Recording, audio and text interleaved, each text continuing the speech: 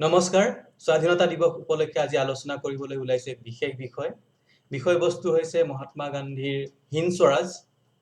আৰু মহাত্মা গান্ধী জৱাহৰলাল নেহেৰু চৰ্দাৰ পটেলৰ মাজৰ সম্পৰ্ক আৰু সাম্প্ৰতিক কালত তেওঁলোকৰ প্ৰাসংগিকতা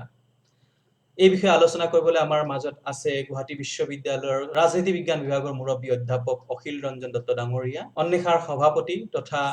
অসম নাগৰিক সমাজৰ সাধাৰণ সম্পাদক পৰেশ মালাকাৰ ডাঙৰীয়া বিশিষ্ট লেখক প্ৰবন্ধকাৰ তথা সুবক্তা ময়ূৰ বৰা ডাঙৰীয়া আমাৰ আজি আলোচনাত বিশেষকৈ সাম্প্ৰতিক সময়ত মূল্যবোধ আৰু নৈতিকতাৰ যি চৰম অধপতন আৰু অৱক্ষয় হৈছে আৰু সাম্প্ৰদায়িক উন্মাদনা আৰু উত্তেজনাৰ সৃষ্টি হৈছে তেনেকুৱা পৰিস্থিতিত মহাত্মা গান্ধীৰ যি ধৰ্মাশ্বৰী ৰাজনীতি আছিলে যি ৰাম ৰাজ্যৰ সপোন আছিলে আজিৰ সৈতে তাৰ পাৰ্থক্য কেনেকুৱা আৰু নেহেৰু আৰু চৰ্দাৰৰ মাজত যি পাৰ্থক্যক লৈ বিৰোধিতাক লৈ পেলাই খুব চৰ্চা চলে সেয়া প্ৰকৃততে আছিল কেনেকুৱা এই বিষয়ে আমি আলোচনা কৰিবলৈ যাম আমাৰ বিশিষ্ট অতিথিসকলে এই বিষয়ে তেওঁলোকৰ নিজৰ মতামত ৰাখিব আহক আমি আলোচনাৰ মাজলৈ যাওঁহি অসমৰ বৌদ্ধিক জগতৰ অন্যতম কাণ্ডাৰী ডক্টৰ হীৰেণ গোহাঁয়ে 1969-70 চনত গান্ধী সম্পৰ্কে দুটা দীঘলীয়া প্ৰবন্ধ লিখিছিল আৰু গান্ধী সম্পৰ্কে লিখা দুইটা দীঘলীয়া প্ৰবন্ধত তেওঁ মোটামুটি গান্ধীৰ যিবিলাক স্ববিৰোধ আছে কণ্ট্ৰডিকশ্যনছ আছে আৰু তাত যিহেতু শ্ৰেণীতত্বৰ কোনো ধৰণৰ বিশ্লেষণ নাই গতিকে তেওঁ গান্ধী সম্পৰ্কে গান্ধীৰ কণ্ট্ৰিবিউশ্যন সম্পৰ্কে বা গান্ধীৰ ভৱিষ্যত নিৰ্মাণৰ যিটো মানে আধাৰ সৌধ দৰ্শন সম্পৰ্কে যথেষ্ট সমালোচনা কৰিছিল আজি 2-3 বছৰৰ পৰা ডক্টৰ হীৰেণ গোহাঁইৰ ভাষণ যিসকলে শুনিছে তেওঁ বাৰে বাৰে এটা কথা কৈছে যে আমি আচলতে গান্ধীক ভালকৈ বুজি নাপালোঁ মই এই কথাটো এইকাৰণে আৰম্ভ কৰিছোঁ যে যিসকল বামপন্থী লোকে এটা সময়ত গান্ধীৰ কেৱল স্ববিৰোধৰ কথা কৈছিল আজি সেইসকলে গান্ধীৰ প্ৰাসংগিকতাৰ কথা কৈছে 1909 চনত গান্ধীয়ে হিন্দ স্বৰাজ প্ৰকাশ কৰিছিল 2009 চনত হিন্দ স্বৰাজৰ শতবাৰ্ষিকী হৈছিল এই শতবাৰ্ষিকী উপলক্ষে এখন আন্তৰ্জাতিক সন্মিলন হৈছিল এইখন সন্মিলনখনৰ বিষয় আছিল ইণ্টাৰনেশ্যনেল কনফাৰেন্স অন চিভিলাইজেশ্যন সভ্যতাৰ ওপৰত আন্তৰ্জাতিক সন্মিলন আৰু এই সন্মিলন অনুষ্ঠিত কৰিছিল অধ্যাপক মনোৰঞ্জন মহান্তি ভাৰতবৰ্ষৰ বা পৃথিৱীৰে এগৰাকী বিশিষ্ট মাৰ্ক্সবাদী তত্ত্ববিদ বা তত্ত্বাকাৰ তেখেতৰ মূল বিষয় বা অধ্যয়নৰ বিষয় হ'ল চীন মাও চেতুং সম্পৰ্কে তেওঁ বহুত কথা লিখিছে কিন্তু বাৰে বাৰে তেওঁ এটা কথা কৈছে আমি যদি গান্ধীক নুবুজোঁ আমি যদি আম্বেদকাৰক নুবুজোঁ আমি যদি নেহেৰুক নুবুজোঁ তেতিয়াহ'লে আমি আমাৰ ভাৰতীয় যিটো জাতীয়তাবাদ আৰু ভাৰতীয় যিটো সভ্যতা সেই বস্তুটোক বুজি নাপাম বা তাৰ কিন্তু কণ্ট্ৰিবিউশ্যন সেইটো বুজি নাপাম এতিয়া মই ক'ব বিচাৰিছোঁ যে হিন্দ স্বৰাজৰ কি গুৰুত্ব হিন্দ স্বৰাজৰ যি প্ৰাসংগিকতা হিন্দ স্বৰাজখন তৎকালীনভাৱে লিখা হৈছিল আমি সকলোৱে জানো হিন্দ স্বৰাজ কেতিয়া লিখিছিল যেতিয়া নেহেৰু গান্ধী আহিছিল আফ্ৰিকাৰ পৰা তেখেত আহি হেৰিয়লৈ আহিছিল ব্ৰিটেইনলৈ আহিলে লণ্ডনলৈ আহিছিল এটা বিশেষ ওকালতি কেছৰ কাৰণে তাৰপিছত যেতিয়া তেওঁ জাহাজত ঘূৰি গৈছে তাৰ এটা ষ্টেচনাৰী হাউচত বহি এইটো লিখিছিল তেওঁ তৎকালীনভাৱে লিখিছিল আৰু পাৰ্থ চেটাৰ্জীয়ে কৈছে যে গান্ধীৰ দৰ্শন বুজিবৰ কাৰণে আমি হিন্দ স্বৰাজেই পঢ়িব লাগিব কাৰণ গান্ধীয়ে এনেকুৱা কোনো কিতাপ পত্ৰ লিখা নাই মানে তেখেতৰ সত্য অন্বেষণৰ কাহিনীৰ বাদে এনেকুৱা অন্য কোনো কিতাপ পত্ৰ লিখা নাই য'ত গান্ধীৰ গোটেই দৰ্শনটো এনেকুৱা ধৰণৰ পৰিপাটি ৰূপে গঢ়ি উঠিছে গান্ধীৰ দৰ্শন গান্ধীক বুজিবৰ কাৰণে আমি দুটা কথা খুব জৰুৰী এটা হৈছে যে গান্ধীৰ যিখন মাই এক্সপেৰিমেণ্ট উইথ ট্ৰুথ গান্ধীৰ যিখন আত্মজীৱনী এই গান্ধীৰ আত্মজীৱনীখন নপঢ়াকে গান্ধীক জনাটো সম্ভৱ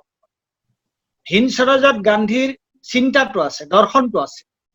কিন্তু গান্ধী কেনেকুৱাকে গান্ধী হ'ল এজন অতি সাধাৰণ মানুহৰ পৰা তেওঁ গৈ কেনেকুৱাকে এজন মহাত্মা হ'ল এজন অতি সাধাৰণ মানুহৰ পৰা তেওঁ কেনেকৈ মহাত্মা এজন হ'ল তাৰ যিটো অনুশীলন সেইটো আমি পাওঁ তেখেতৰ আত্মজীৱনী আৰু হিন্দ স্বৰাজত পাওঁ আমি তেওঁৰ যিটো চিন্তা তেওঁৰ যিটো দৰ্শন এতিয়া এই হিন্দ স্বৰাজৰ দৰ্শনটো কি আছিল হিন্দ স্বৰাজৰ দৰ্শনটো আছিল এইটোৱেই যে আমি যেতিয়া সভ্যতাৰ বিশ্লেষণ কৰিম সভ্যতাৰ বিশ্লেষণ কৰোঁতে আমি কেৱল ইউৰোপীয় যিটো সভ্যতাৰ সংজ্ঞা বা সভ্যতাৰ ধাৰণা তাৰ দ্বাৰা প্ৰভাৱান্বিত হ'লে নহ'ব আমি আমাৰ এই সভ্যতাক নতুন মাপকাঠিৰে জুখিব লাগিব তেওঁ সেই সভ্যতা কিয় সমালোচনা কৰিছিল তাৰ যদি বিষয়টো আমি চাবলৈ যাওঁ গভীৰভাৱে যে সেই সভ্যতা সম্পদকেন্দ্ৰিক that civilization is well centred আনকি ইউৰোপীয় যিটো জাতীয়তাবাদ নিৰ্মাণ হ'ল যি জাতীয়তাবাদ নিৰ্মাণত বহুতৰ বৰঙণি আছে প্ৰভাত পাটনায়কে কৈছে যে তেওঁলোকৰ জাতীয়তাবাদ নিৰ্মাণৰ যিটো দৰ্শন সেইটো অন্যান্যসকলৰ উপৰিও আডাম স্মিথৰ যিটো wealth of nations N enquiry in to the nature of wealth of nations সেই তাৰ জৰিয়তে সেইটো গঢ় লৈ উঠিছে তাৰমানে ক'ব বিচাৰিছে যে ইউৰোপীয় জাতীয়তাবাদৰ মূল কেন্দ্ৰটো আছিল সম্পদ আৰু সম্পদৰ বিস্তাৰ হ'লেহে জাতি এটাৰ উন্নতি হ'ব এই কথাটো তেওঁলোকে বিশ্বাস কৰিছিল যে এই কথাটোৰ বিপৰীতে ভাৰতীয় জাতীয়তাবাদে অৱস্থান গ্ৰহণ কৰিছিল আৰু গান্ধীৰ হিন্দ স্বৰাজৰ যিটো কথা আমি তাত সেই কথাটো বাৰে বাৰে লক্ষ্য কৰোঁ তেওঁ সমালোচনা কৰিছে তেওঁ পুঁজিবাদ বুলি ক'ৰবাত কৈছে কিন্তু কওঁতে তেওঁ তাৎক্ষণিক মাৰ্ক্সবাদীসকলে যিটো অকল পুঁজিবাদ বুলি কয় তেওঁ কেৱল পুঁজিবাদ বুলি কোৱা নাই তাৰ আৰু ঊৰ্ধলৈ গৈ এই ধৰণৰ সম্পদ কেন্দ্ৰিক চিন্তাই মানুহৰ নৈতিকতা মানুহৰ চিন্তা মানুহৰ সৰ্বাংগীন মুক্তি সৰ্বাত্মক মুক্তি এইবিলাকৰ ক্ষেত্ৰত কি বাধা সৃষ্টি কৰিব এই কথাটো তন্নকৈ আলোচনা কৰিছে ইমান সৰু এখন গ্ৰন্থ অথচ ইমান এটা মৰ্মস্পৰ্শী বাণী সেইকাৰণে সেই কিতাপখন পৃথিৱীৰ বিভিন্ন ঠাইলৈ তেখেতে পঠাইছিল আৰু টলষ্টয়কে বোধহয় টলষ্টয় হ'ব লিও টলষ্টয়কে আদি কৰি বহুতে কিতাপখন পঢ়ি তাৰ উত্তৰ লিখিছিল গান্ধীলৈ এই কিতাপ যিখন এই the life of Mahatma Gandhi Louis ফিচাৰৰ যিখন গ্ৰন্থ এখন আমেৰিকাৰ এগৰাকী প্ৰসিদ্ধ সাংবাদিকে লিখিছে আৰু এখেত গান্ধীৰ লগত এখেতে বহু সময় কটাইছিল গান্ধীয়ে তেওঁৰ কথা আৰু কৰ্ম আৰু চিন্তাক কি ধৰণে অনুশীলন কৰিছিল তাৰ তন্ন উদাহৰণ দিছে মহাত্মা গান্ধীৰ যিটো ৰাজহুৱা জীৱন আৰম্ভ হৈছিল দক্ষিণ আফ্ৰিকাত তাৰ 20-21 বছৰীয়া যিটো সংগ্ৰাম আৰু পিছৰ পৰ্যায়ত ভাৰতত আহি প্ৰথম অৱস্থাৰ মূল সংগ্ৰাম কিটা বা আন্দোলন কথাৰ কিটা যদি কওঁ অসহযোগ আন্দোলন আইন অমান্য আন্দোলন আৰু 1942 চনত আৰম্ভ হোৱা ভাৰত ত্যাগ আন্দোলন এই আন্দোলনৰ মাজেদি মহাত্মা গান্ধীৰ ৰাজহুৱা জীৱনৰ মাজেদি মহাত্মা গান্ধীৰ লিখনিৰ মাজেদি আমি মহাত্মা গান্ধীৰ ব্যক্তিত্বত কিছু ত্ৰুটি বিচ্যুতি দেখিবলৈ পাওঁ আৰু সেই কথাটো আচলতে প্ৰতিজন তেজমঙহৰ মানুহৰ ক্ষেত্ৰতে এই বিশ্বত হয় কিন্তু মহাত্মা গান্ধী কিহৰ বাবে মহামানৱ মহাত্মা গান্ধী আজিও কিহৰ বাবে প্ৰাসংগিক কাৰণ মহাত্মা গান্ধীৰ জীৱনৰ 4টা আদৰ্শৰ ক্ষেত্ৰত তেওঁ কেতিয়াও সেই ক্ষেত্ৰত ব্যতিক্ৰমী চিন্তা প্ৰকাশ কৰা নাই আৰু সদায় সুস্থিৰ হৈ আছে সেই কথাটোৰ প্ৰথমটো আছিল সত্য আৰু অহিংসাৰ প্ৰতি থকা তেওঁৰ যি অবিচল আনুগত্য দ্বিতীয় কথাটো আছিল সত্য আৰু অহিংসাৰ লগতে বিৰোধী শক্তিৰ বিৰুদ্ধে সংগ্ৰাম কৰিবলৈ তেওঁ ব্যৱহাৰ কৰিছিল আৰু দক্ষিণ আফ্ৰিকাতে ইয়াৰ প্ৰথম প্ৰয়োগ কৰিছিল সেইটো আছিল সত্যাগ্ৰহ তৃতীয় কথাটো আছিল অস্পৃশ্যতা নিৰ্মূল বিশেষকৈ আইন অমান্য আন্দোলনৰ পাছত বা পুনা পেক্ট আম্বেদকাৰৰ লগত তেওঁ যেতিয়া পুনাৰ য়েৰৱাডা জেলত তেওঁ যেতিয়া সহি কৰিলে তাৰ পিছৰ পৰ্যায়ত তেওঁ অস্পৃশ্যতা নিৰ্মূলৰ বাবে সমগ্ৰ ভাৰততে জান প্ৰাণ দি উঠি পৰি লাগিছিল আৰু চতুৰ্থ আৰু আটাইতকৈ গুৰুত্বপূৰ্ণটো আছিল হিন্দু মুছলমানৰ মাজৰ ঐক্য আৰু সম্প্ৰীতিৰ ভাৱ এই 4টা ভাৱৰ ক্ষেত্ৰত মহাত্মা গান্ধীয়ে কেতিয়াও কোনো ধৰণৰ বেলেগ চিন্তাৰ প্ৰকাশ তেওঁৰ ব্যক্তিত্বত প্ৰতিফলিত হোৱা নাই আৰু সেইবাবে তুমি যেটো কথা কৈছা যে এজন সনাতনী হিন্দু গুজৰাটৰ এটা বৈষ্ণৱ পৰিয়ালত জন্ম বনিয়া তেওঁলোকৰ যেটো জাত বুলি কোৱা হয় আমাৰ হিন্দু সমাজৰ তুমি জাতপাতৰ কথা জানাই এটা উচ্চ শ্ৰেণী বা উচ্চ জাতি বুলিয়ে তেওঁলোকক পৰিগণিত কৰা হয় সেই তাৰ পৰা আহি মহাত্মা গান্ধীৰ মূল বিশেষত্ব আৰু বৰ্তমানৰ যিসকল মানুহৰ কথা তুমি আঙুলিয়াই দিছা তেওঁলোকৰ লগত মূল পাৰ্থক্যটো আছিল মহাত্মা গান্ধীয়ে আন ধৰ্মৰ প্ৰতি কেতিয়াও কোনো ধৰণৰ বিদ্বেষৰ ভাৱ ৰখা নাছিল তেওঁ প্ৰতিটো ধৰ্মৰ মাজত আৰু বিশেষকৈ ভাৰতৰ সমাজৰ প্ৰেক্ষাপটত হিন্দু আৰু ইছলাম ধৰ্মাৱলম্বী মানুহৰ মাজত এটা সমন্বয়মুখী চিন্তাৰ মাজেৰে সদায় ঐক্য আৰু সম্প্ৰীতিৰ কথা কৈছিল তেওঁ বিদ্বেষ এইভাবেই ৰখা নাছিল তেওঁ ভাবিছিল প্ৰতিটো ধৰ্মতে কিছু ভাল কথা আছে আৰু নিশ্চিতভাৱে আছে ধৰ্মৰ ক্ষেত্ৰত মহাত্মা গান্ধীৰ তেনে এটা উদাৰ আৰু ইতিবাচক মন থকাৰ বাবে তেওঁ ইছলাম ধৰ্ম আৰু হিন্দু ধৰ্মৰ মাজৰ যিসকল ধৰ্মাৱলম্বী লোক তেওঁলোকৰ মাজত তেওঁ নিজে সনাতনী হিন্দু ধৰ্মত বিশ্বাস কৰিলেও সেই ধৰণৰ কথা বিচাৰিছিল আৰু মহাত্মা গান্ধীৰ যিটো তোমাৰ দ্বিতীয় প্ৰশ্ন ৰাম ৰাজ্য আৰু বৰ্তমানৰ যিটো সেই ধৰণৰ কথা তাৰ লগত আকাশ পাতাল পাৰ্থক্য আছে বুলি মই ভাবো মহাত্মা গান্ধীৰ ৰাম ৰাজ্য এটা ফালৰ পৰা চাব গলে ৰূপকৰ দৰে মহাত্মা গান্ধীৰ ৰাম ৰাজ্য আৰু মহাত্মা গান্ধীৰ ৰাম ৰাজ্যৰ সেই ঘোষণাৰ লগতো এক ধৰণৰ বিৰল সততা আছে। যি সময়ত আমি কওঁ যে মূলসুঁতিৰ ভাৰতীয় নেতাই স্বাধীনতাৰ আগতেই আমাক বুজি পোৱাত কিছু কাৰ্পণ্য কৰিছিল বা বুজি পাবলৈ চেষ্টা কৰা নাছিল, তেনে সময়ত কিন্তু মহাত্মা গান্ধীয়ে 1921 চনত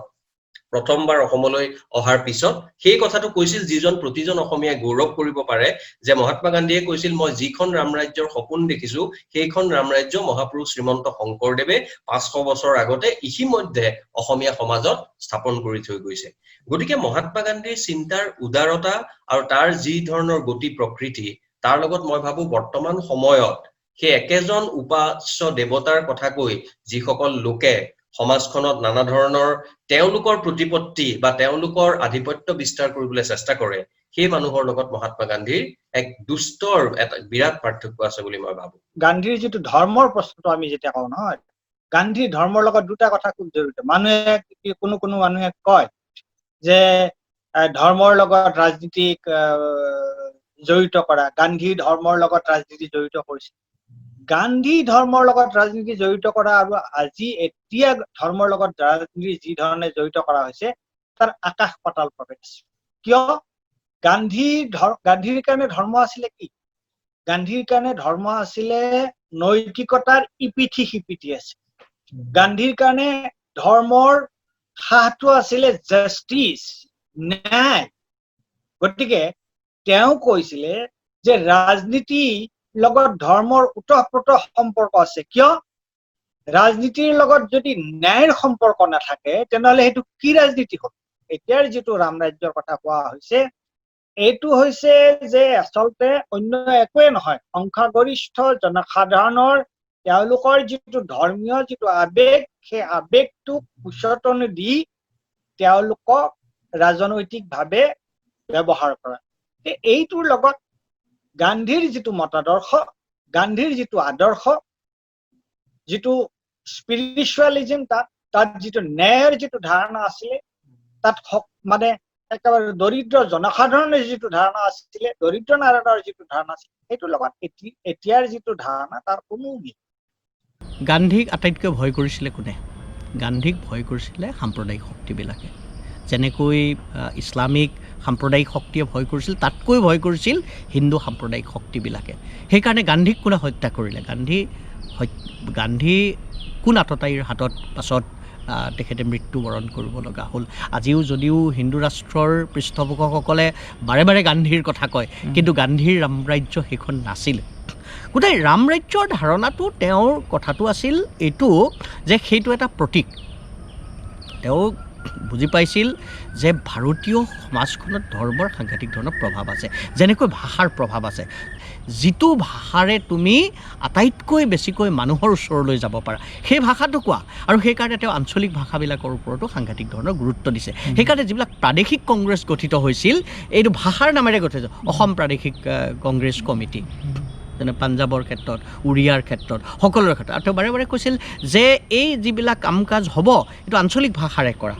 এই কথাবিলাকৰ গুৰুত্ব আছে। এতিয়া আহিলোঁ ৰাম ৰাজ্যৰ কথা। তেওঁৰ ৰাম ৰাজ্যটো এটা নিৰ্দিষ্ট ধৰ্মকেন্দ্ৰিক চিন্তা নাছিল।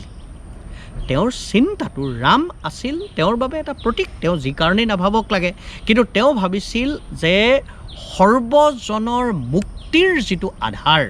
আৰু সেই ৰাম ৰাজ্যৰ কেন্দ্ৰ হ'ব লাগিব গাঁও। সেই ৰাম ৰাজ্যৰ কেন্দ্ৰ হ'ব লাগিব গাঁৱৰ সম্পদ, যি সম্পদৰ ওপৰত সাধাৰণ মানুহৰ নিয়ন্ত্ৰণ থাকিব। ৰামচন্দ্ৰৰ যিটো পিতৃতান্ত্ৰিক চৰিত্ৰ, পেট্ৰিয়াকেল কেৰেক্টাৰ, ফিউডেল কেৰেক্টাৰ, এফালে সামন্তীয় চৰিত্ৰ আৰু অন্যফালে যিটো তেওঁ পিতৃতান্ত্ৰিক এটা চৰিত্ৰ, যিটো আমি ৰামচন্দ্ৰৰ যিটো নেৰেটিভছৰ মাজত দেখা পাওঁ, সেইটো গান্ধীৰ ক্ষেত্ৰত প্ৰযোজ্য নাছিল। তেওঁৰ ৰাম ৰাজ্যৰ ধাৰণাটো আছিল মানুহকেন্দ্ৰিক, সাধাৰণ মানুহকেন্দ্ৰিক, গাঁওকেন্দ্ৰিক এটা চিন্তা। আচলতে মহাত্মা গান্ধীক যদি আমি ভালদৰে নুবুজো আৰু যদি আংশিকভাৱে বুজি সেই বুজা কথাটো নিজৰ ন্যস্ত স্বাৰ্থ পূৰণ কৰিবৰ বাবে ব্যৱহাৰ কৰোঁ, তেতিয়াহ'লে মহাত্মা গান্ধীৰ কথাৰ বহু ভুল ব্যাখ্যা হ'ব পাৰে। আৰু তেনেধৰণৰ ভুল ব্যাখ্যা আগতেও হৈছিল, বৰ্তমান সময়তো হৈ আছে। আমি যদি মহাত্মা গান্ধীৰ জীৱনৰ এটা কথালৈ চাওঁ, এই খিলাফত আন্দোলনত তেওঁ যে সমৰ্থন দিছিল, সেই কথাটো অকল হিন্দু মানুহেই নহয়, বহু প্ৰগতিশীল ইছলাম ধৰ্মাৱলম্বী মানুহেও অকণমান তেওঁলোক অস্বস্তিত পৰিছিল। যদিও অধিকাংশ ইছলাম ধৰ্মাৱলম্বী মানুহে সেই কথাটো ভাল পাইছিল আৰু মহাত্মা গান্ধীয়ে হিন্দু মুছলমানৰ মাজত ঐক্য আনিবৰ বাবে সেই কথাটো সমৰ্থন দিছিল কিন্তু যিহেতু কথাটো বেছি প্ৰগতিশীল আছিল বুলি আমি ক'ব নোৱাৰো সেইবাবে হয়তো মহাত্মা গান্ধীয়ে সেই ভুলটো কৰা সত্ত্বেও যদি আমি মহাত্মা গান্ধীৰ জীৱনক সৰ্বাত্মকভাৱে বুজিবলৈ চেষ্টা কৰো সেইটো কিন্তু সাময়িক বিস্মৃতি বুলিহে ক'ব লাগিব আৰু তোমাৰ এই গুৰুত্বপূৰ্ণ প্ৰশ্নৰ লগত মই আৰু এটা কথা যোগ দিব বিচাৰো কেৱল হিন্দু মুছলমানৰ মাজতে নহয় মহাত্মা গান্ধীক হিন্দু ধৰ্মাৱলম্বী লোকৰ মানুহেও ভুল বুজিছিল আৰু দুই পক্ষৰ মানুহে ভুল বুজিছিল মহাত্মা গান্ধীয়ে যেতিয়া অস্পৃশ্যতা নিৰ্মূল কৰাৰ বাবে দক্ষিণ ভাৰত উত্তৰ ভাৰতৰ বিভিন্ন মন্দিৰলৈ গৈ তথাকথিতভাৱে যিখিনি নিষ্পেষিত তথাকথিতভাৱে যিখিনি তলৰ জাতৰ মানুহ হিন্দু ধৰ্মৰ তেওঁলোকক এই অস্পৃশ্যতাৰ জৰিয়তে তেওঁলোকক আঁতৰাই নপঠাবলৈ তেওঁ যিবোৰ আহ্বান জনাইছিল তেতিয়া সমাজৰ উচ্চ বৰ্ণৰ শ্ৰেণীটোৱে ভাবিছিল যে মহাত্মা গান্ধীয়ে জোখতকৈ বেছি প্ৰগতিশীল হ'বলৈ গৈছে তাৰ বিপৰীতে আম্বেদকাৰেও কিন্তু মহাত্মা গান্ধীক কেতিয়াও আকোৱালি ল'ব পৰা নাছিল আম্বেদকাৰ আৰু মহাত্মা গান্ধীৰ মাজৰ অস্বস্তিকৰ আৰু কিছু পৰিমাণে তিক্ততাপূৰ্ণ সম্পৰ্কৰো এটা কিন্তু ঐতিহাসিক প্ৰেক্ষাপট আছে আৰু আম্বেদকাৰৰ কথাৰো যুক্তি আছে আম্বেদকাৰে ভাবিছে মহাত্মা গান্ধীয়ে দলিত সকলৰ বাবে যিখিনি কৰিছে সেইখিনি যথেষ্ট নহয় আৰু সেইখিনি এক ধৰণৰ তেওঁ যে নিজকে মহৎ হ'বলৈ কৰা প্ৰচেষ্টা ঠিক এনেকুৱা এটা ভাব আম্বেদকাৰৰ কিছুমান কথাত কেতিয়াবা প্ৰকাশ পাইছিল আৰু আনহাতে উচ্চ বৰ্ণই ভাবিছিল মহাত্মা গান্ধীয়ে বৰ বেছি প্ৰগতিশীল হ'বলৈ দেখুৱাইছে গতিকে মহাত্মা গান্ধী হিন্দু ধৰ্মৰ ভিতৰতে বিভিন্ন মানুহে ভুল বুজিছিল আৰু অন্যান্য ধৰ্মৰ মানুহেও ভুল বুজিছিল আৰু এতিয়াও বুজি থাকে কিন্তু মানুহক এনেই ভুল বুজা আৰু উদ্দেশ্য প্ৰণোদিতভাৱে ভুল বুজাৰ মাজত আবিত এটা ডাঙৰ পাৰ্থক্য আছে মই এতিয়া আহিব বিচাৰিছো আপোনাৰ ভাৰতৰ স্বাধীনতা আন্দোলনত যিসকল ষ্টল মাৰ্ট আছিলে মহাত্মা গান্ধী হওক নেহৰু হওক পেটেল হওক তেওঁলোকৰ সম্পৰ্ক যিটো আছিলে বিভিন্নজনে বিভিন্ন ধৰণে ব্যাখ্যা কৰিছে আজিৰ পৰিপ্ৰেক্ষিতত আমি আজি স্বাধীনতা ৭৩ বছৰ অতিক্ৰম কৰিলোহি তেনে এটা স্থলত আহি আমি যদি ফ্লেশবেক কৰো তেওঁলোকৰ সম্পৰ্ক কি ধৰণৰ আছিলে আৰু তেওঁলোকৰ সম্পৰ্কৰ প্ৰাসংগিকতা আজি আমি কি ধৰণে বিশ্লেষণ কৰা উচিত এই কথাটো তেওঁলোকৰ যিটো সম্পৰ্ক তিনিওজন ব্যক্তিয়ে কম বেছি পৰিমাণে গণতান্ত্ৰিক প্ৰমূল্যবোধত বিশ্বাস কৰা মানুহ আছিল তুমি যি কিজন ব্যক্তিৰ কথা ক'লা মহাত্মা গান্ধী জৱাহৰলাল নেহেৰু আৰু চৰ্দাৰ বল্লভভাই পেটেল আৰু গণতান্ত্ৰিক প্ৰমূল্যত বিশ্বাস কৰিছিল আৰু মানুহৰ প্ৰতি তেওঁলোকৰ সহিষ্ণুতা আছিল আৰু সহনশীলতা আছিল সেইবাবে তেওঁলোকৰ মাজত মই কোৱা নাই যে মতান্তৰ হোৱা নাই মতান্তৰ হৈছে কিন্তু সেই মতান্তৰে কেতিয়াও মনান্তৰৰ পৰ্যায় পোৱা নাছিল আজি প্ৰায়ে সোশ্যাল মিডিয়া বা হোৱাটছএপত আমি দেখিবলৈ পাওঁ এটা কথা তোমাৰো হয়তো চকুত পৰিছে কেইবছৰ মানৰ পৰা যে এনেকুৱা এটা কথা কোৱা যায় আচলতে ভাৰতবৰ্ষৰ বা কংগ্ৰেছ দলে তেতিয়া চৰ্দাৰ বল্লভভাই পেটেলকহে প্ৰধানমন্ত্ৰী হোৱাটো বিচাৰিছিল বা কংগ্ৰেছৰ বহু ৰাজ্যৰ প্ৰতিনিধিয়ে তেনেকুৱা এটা হোৱাটো বিচাৰিছিল একেবাৰে সেই কথাটো সত্যতা মই নাই বুলি কোৱা নাই কিন্তু এই কথাটো আমি পাহৰি গলে নহব স্বাধীনতাৰ বহু বছৰ আগতে মহাত্মা গান্ধীয়ে তেওঁ উত্তৰাধিকাৰ বা তেওঁৰ পাছৰ পৰ্যায়ত যে জৱাহৰলাল নেহেৰুৱেহে এই দেশখনক নেতৃত্ব দিয়াৰ বাবে আটাইতকৈ যোগ্য লোক সেই কথাটো কৈ থৈ গৈছিল আৰু সেই কথাটো চৰ্দাৰ বল্লভভাই পেটেলেও কিন্তু স্বীকাৰ কৰি লৈছিল ইয়াৰ মাজতে তেওঁলোকৰ মাজত মতান্তৰ হৈছে কিন্তু আৰু এটা কথালৈ ভুল কোৱা হয় যে আমাৰ যিটো ৩৭০ নং ধাৰাৰ কথা কোৱা হয় যোৱা বছৰ যেতিয়া কাশ্মীৰত সেই ধাৰাটো ৰদ বদল কৰিলে বা বাতিল কৰিলে এটোত এটা আমোদজনক কথা লুকাই আছে যে এইটো যেতিয়া প্ৰথম বলবৎ কৰা হয় তাৰ যিটো প্ৰথম দফা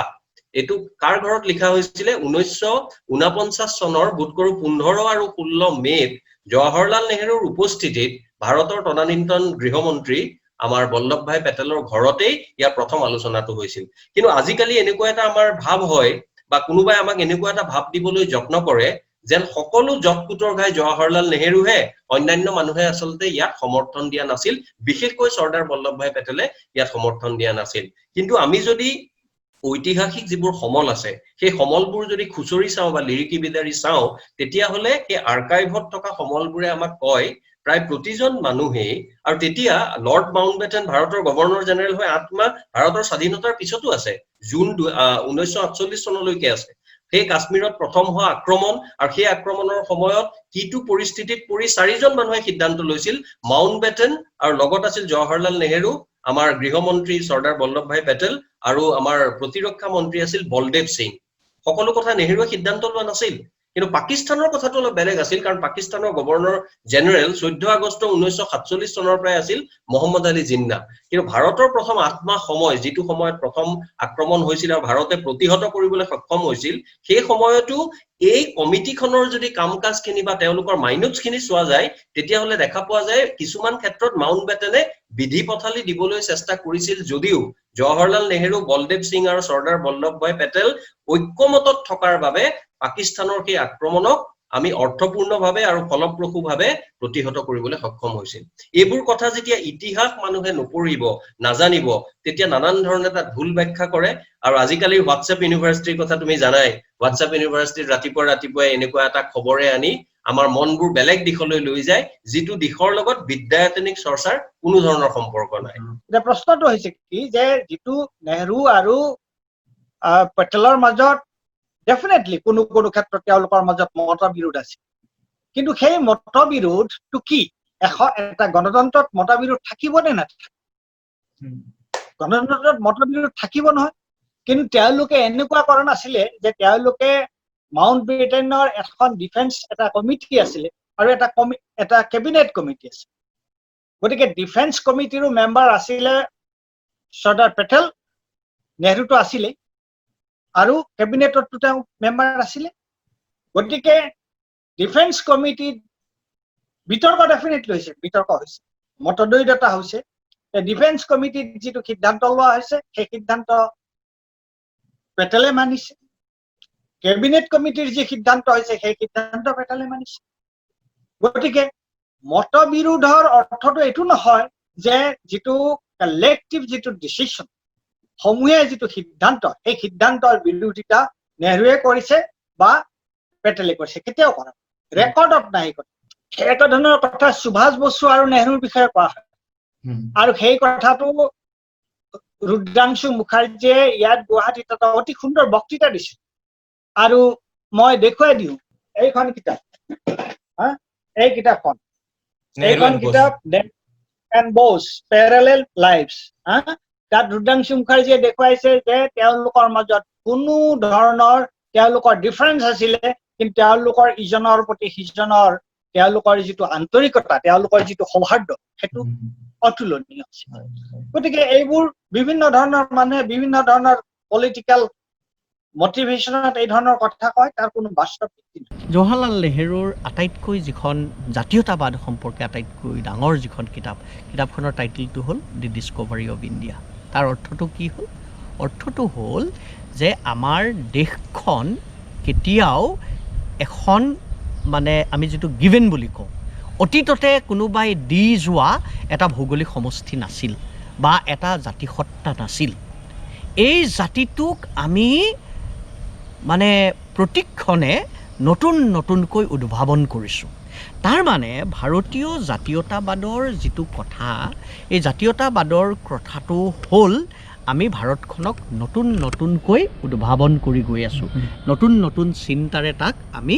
আগুৱাই লৈ গৈ আছোঁ। গতিকে আমি ভাৰতবৰ্ষখনক সদায় বা পূৰ্বতে কোনোবাই দি যোৱা এটা যদি ভৌগোলিক সমষ্টি বুলি ভাবোঁ, তেতিয়াহ'লে ভুল কথা হ'ব। এই তাৰ ডিস্কভাৰী অৱ ইণ্ডিয়াৰ গোটেই কথাটো হ'ল এইটো। আৰু নেহেৰুৱে বাৰে এই কথা কৈছে, মইতো কাহানিও এই কথাটো জনা নাছিলোঁ, মইতো কাহানিও এই কথাটো বুজা নাছিলোঁ। মই এজন ভাৰতীয় নাগৰিক হিচাপে আৰু ভাৰতৰ দৰে এখন ডেমক্ৰেটিক ৰিপাব্লিক, আমাৰ যিখন গণৰাজ্য, তাৰ এজন নাগৰিক হিচাপে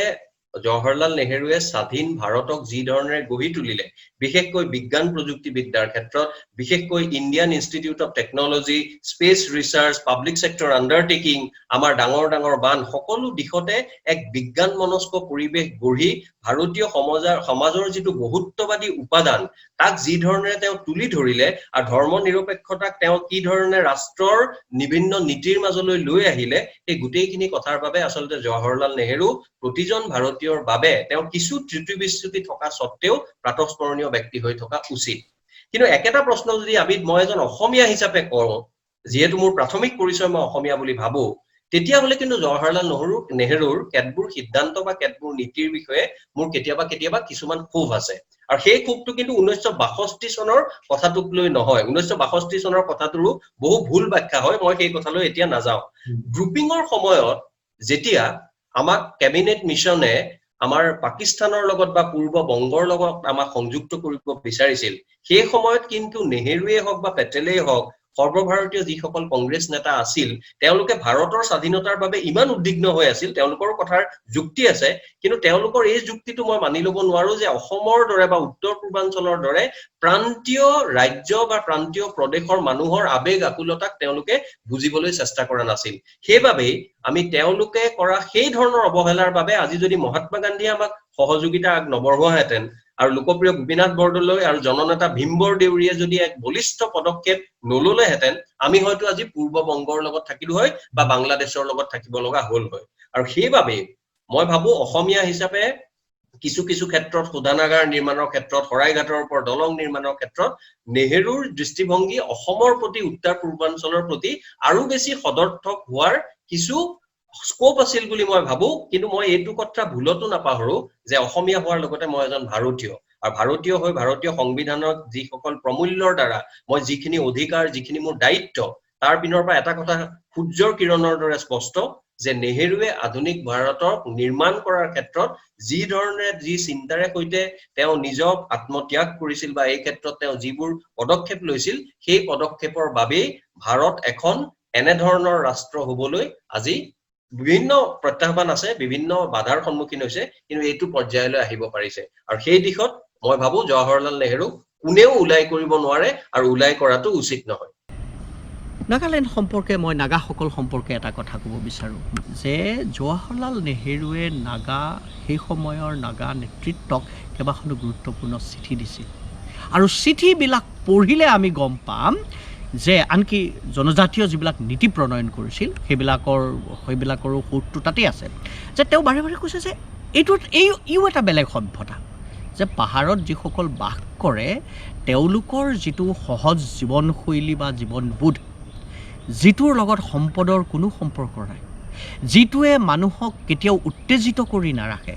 যিটোৰ লগত মানুহৰ লোভ আৰু স্পৃহাৰ কোনো সম্পৰ্ক নাই সেই সভ্যতাটো এটা বেলেগ ধৰণৰ সভ্যতা অৰুণাচল সম্পৰ্কেও তেওঁৰ তেনেকুৱাই ধাৰণা আছিল কৈছে না জনজাতিসকল সম্পৰ্কে তেওঁৰ সেইটোৱে ধাৰণা আছিল আৰু তেওঁ সেই কথাটো স্বীকাৰ কৰিছে আৰু এই পৰ্যন্ত কৈছে মোক যদি কোনোবাই এটা সুবিধা দিয়ে তেতিয়াহ'লেতো মই আজি যিটো অৱস্থাত আছোঁ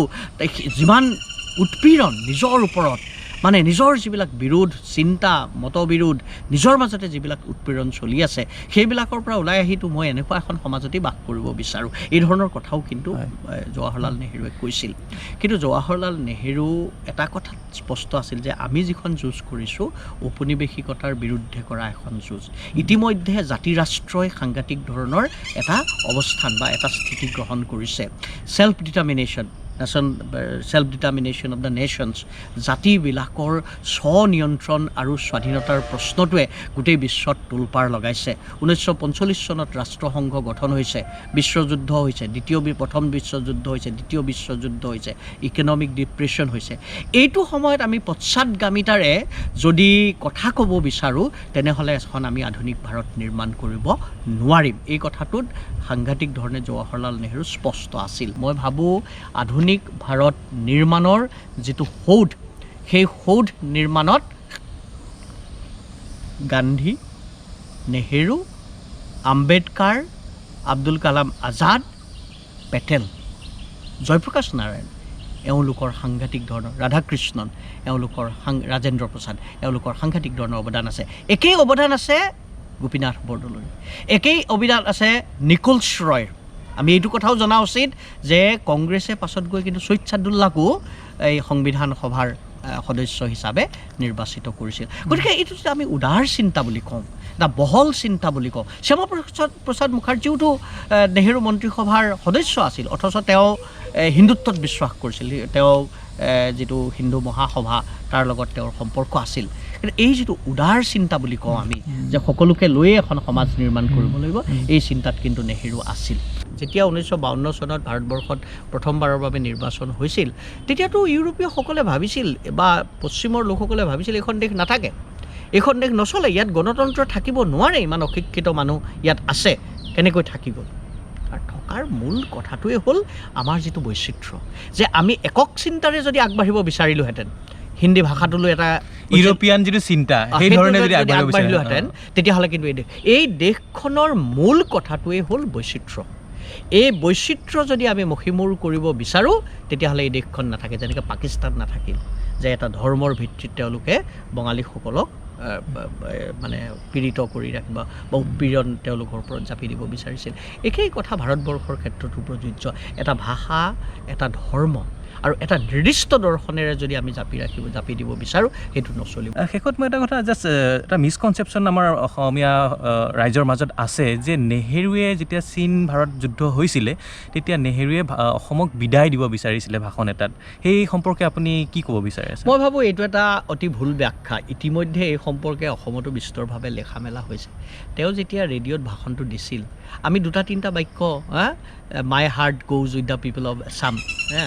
যেন বিদায়হে দিছে, সেই কথাটো তেওঁ কোৱা নাছিল। তেওঁ ক'ব বিচাৰিছিল যে এনেকুৱা এটা পৰিস্থিতি হৈছে যে মই তোমালোকৰ লগত আছোঁ আৰু আমি চেষ্টা কৰি আছোঁ, আমাৰ সৈন্যবাহিনীয়ে চেষ্টা কৰি আছে, আমি তোমালোকৰ লগত থাকিম। আজি এই ভিডিঅ'টো কৰাৰ ঠিক আগমুহূৰ্তত ৰিচাৰ্ড এটনবৰৰ গান্ধী চিনেমাখন পুনৰ এবাৰ চাইছিলোঁ আৰু চিনেমাখন চাই এটি গান্ধীক যেন আকৌ এবাৰ আৱিষ্কাৰ কৰিবলৈ সক্ষম হৈছিলোঁ। আজি স্বাধীনতা দিৱসৰ দিনাখন এই ভিডিঅ' কৰাৰ উদ্দেশ্য এইটোৱে আছিল যে আমি এই মহান ব্যক্তিসকলক গান্ধী, নেহেৰু, পেটেল, আজাদ তেওঁলোকক যেন স্মৰণ কৰিব পাৰোঁ। তেওঁলোকৰ অৱদান, তেওঁলোকৰ প্ৰাসংগিকতা ভাৰতবৰ্ষৰ পৰা কেতিয়াও নোহোৱা হৈ যাব নোৱাৰে। আমি বাৰে বাৰে তেওঁলোকক স্মৰণ কৰি থাকিব লাগিব। এই আলোচনাত অংশগ্ৰহণ কৰা তিনিওগৰাকী বিশিষ্ট ব্যক্তিক আন্তৰিকতাৰে ধন্যবাদ জ্ঞাপন কৰিছোঁ। আৰু যিসকল দৰ্শকে চাই আছে তেওঁলোকে যদি ভিডিঅ'টো ভাল পাইছে, আলোচনাটো ভাল পাইছে, আপোনালোকে আপোনালোকৰ মন্তব্য আগবঢ়াব আৰু পাৰিলে শ্বেয়াৰ কৰিব। এইখিনি কৈয়ে আজি এই আলোচনাটো সমাপ্ত কৰিলোঁ। ধন্যবাদ।